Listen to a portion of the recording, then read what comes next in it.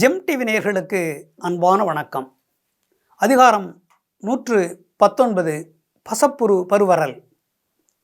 1182வது குறட்பாவை பற்றி நாம் இப்பொழுது சிந்திக்க இருக்கின்றோம். அவர் தந்தார் என்னும் தகையால் இவர் தந்தென் மேனிமேல் ஊறும் பசப்பு. அவர் தந்தார் என்னும் தகையால்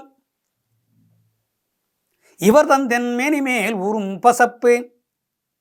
அவர் தந்தார் என்னும் தகையால் இவர் தந்தன் மேனிமேல் ஊறும் பசப்பு. என் கணவர் என் மீது உரிமை உடையவர். மனைவியினிடத்திலே அவருக்கு அதிக உரிமை இருக்கிறது. அவரிடத்தில் எனக்கு உரிமை இருக்கிறது. நான் எதையும் கேட்கலாம், எதையும் பெறலாம். அவரும் எதையும் கேட்கலாம், விருப்பப்பட்டதை கேட்கலாம், என்னிடம் பெறலாம். உரிமை இருக்கிறது. ஒருவருக்கு ஒருவர் உரிமையோடு நாங்கள் இருக்கிறோம். அவர் நான் உன்னை விட்டு பிரிந்து செல்கின்றேன், எனக்கு நீ ஒப்புதல் தர வேண்டும், அனுமதி தர வேண்டும் என்று கேட்டார். உரிமையோடு கேட்டார், அன்போடு கேட்டார், விருப்பத்தோடு கேட்டார், மகிழ்ச்சியாக கேட்டார். நானும் சரி என்று ஒப்புதல் தந்துவிட்டேன்.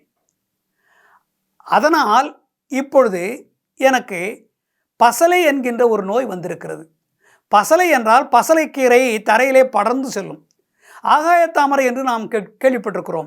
குளத்திலே, கிணற்றிலே அந்த ஆகாயத்தாமரை வந்தால் அப்படியே படர்ந்து அந்த நீர்நிலை முழுவதும் நிரம்பி அடைத்து கொள்ளும், பரவிவிடும். அதே போல பாசி, கடல் பாசி என்று சொல்லுகிறார்கள். கிணற்றில் இருக்கும், குளத்தில் இருக்கும் பாசி நூல் பாசி என்று சொல்வார்கள். அந்த பாசியும் அதே போல படரும். என்னுடைய உடம்பிலே இப்பொழுது என் உடல் மிக அழகாக இருந்தது, ஒளி வீசி ரொம்ப அருமையாக இருந்தது, பளிச்சென்று இருந்தது என்னுடைய உடம்பு. இப்பொழுது என்னுடைய தலைவர் பிரிந்து விட்டு சென்ற காரணத்தினாலே, பல நாட்கள் ஆகிவிட்ட காரணத்தினாலே என்னுடைய உடம்பில் தோல் முழுவதும் நிறம் மாறிவிட்டது. ஏற்கனவே இருந்த தோல் நிறம் மாறிவிட்டது. இப்பொழுது மாறிவிட்டது. எப்படி? சாம்பல் நிறத்திலே போய்விட்டது என்னுடைய உடல் நிறம். பார்ப்பவர்களுக்கு அருவருப்பாக இருக்கிறது. என்ன இப்படி சாம்பல் நிறம் எப்பொழுது வரும்? நோயற்றவர்களுக்கு, பல நாள் குளிக்காமல் இருக்கிறவர்களுக்கு சாம்பல் நிறம் வரும். பல நாட்கள் குளிக்காமல் இருந்தால் சாம்பல் நிறம் வரும். கடினமான உழைப்பு வேலை செய்கிறவர்களுக்கு உடலிலே வேர்வை வந்து வந்து வந்து உப்பு பூத்து அது சாம்பல் நிறமாக மாறிவிடும் உடம்பு முழுவதும். இவர்தானா அவர் என்று மறுபடியும் குளித்து சுத்தமாக வந்தால்தான் பழைய நிறம் வரும். குளிக்காமல் அப்படியே இருந்து விட்டால் சாம்பல் பூத்துவிடும். அப்படிப்பட்ட நிலைமை எனக்கு வந்து விட்டது. இதற்கு காரணம் என்னுடைய உடம்பின் முழுவதும் இந்த பசலை நோயானது, இந்த சாம்பல் நிறமான இந்த தோல் நோயானது வந்துவிட்டது. இதற்கு காரணம் நானே தான். நான் ஒப்புதல் கொடுத்தது தவறு.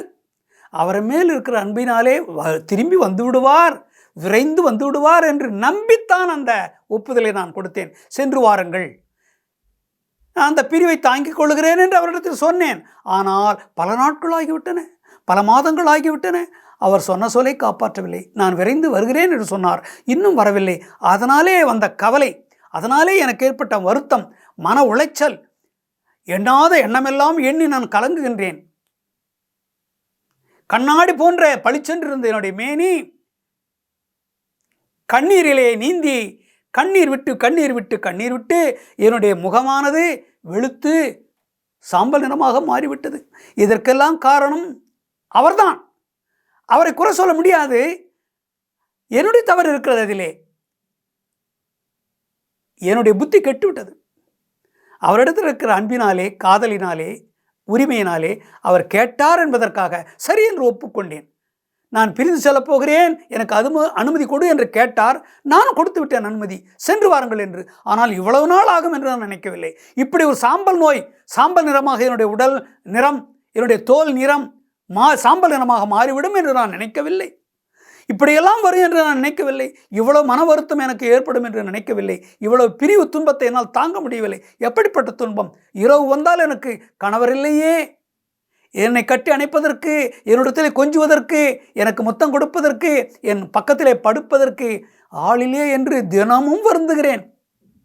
மிகப்பெரிய நோயாக அது மாறிவிட்டது என்று தலைவி அழுகிறாள். அந்த பிரிவு துயரத்தை தாங்க முடியவில்லை. காரணம் நான் தான். நான் செய்தது மிகப்பெரிய தவறு, என்னுடைய அறியாமை, என்னுடைய முட்டாள்தனம். நான் செய்த தவறு, எனக்கு அறிவே இல்லை, என்னை நானே செருப்பால் அடித்துக் கொள்ள வேண்டும் என்று அவளை நொந்து கொள்கிறாள். என் புத்தியை நானே அடித்துக் கொள்ள வேண்டும், எனக்கு இவ்வளவு முட்டாள்தனமான ஒரு அறிவு எனக்கு அறிவு கெட்டத்தனம் இருக்கிறது, முட்டாள்தனம் இருக்கிறது என்பது இப்போதுதான் தெரிகிறது. அப்பொழுது தெரியவில்லை. தெரிந்திருந்தால் இப்படியெல்லாம் பிற்காலத்திலே வரும், அவர் பிரிவை தாங்க முடியாத ஒரு துன்பம் வரும் என்று எனக்கு அப்பொழுது தெரியவில்லை, தெரிந்திருந்தால் ஒப்புதல் கொடுத்திருக்க மாட்டேன் என்று பலவிதமாக ஏங்கி தவித்தே வருந்துகின்றாள் என்று வருத்தத்தை யாராலும் தீர்க்க முடியாது. அந்த பிரிவினால் ஏற்படும் துன்பத்தை யாராலும் நீக்க முடியாது. அவர் திரும்பி வந்தால்தான் அந்த துன்பம் போகும். இந்த சாம்பல் நிறமானது எப்பொழுது மாறும்? அவர் திரும்பி வந்து என்னிடத்திலே கொஞ்சி பேசி குலாவி இருக்கின்ற பொழுது இந்த நிறம் மாறிவிடும் என்று தன்னைத்தானே சமாதானப்படுத்திக் கொள்கின்றாள் தலைவி. மீண்டும் நாளை சந்திப்போம்.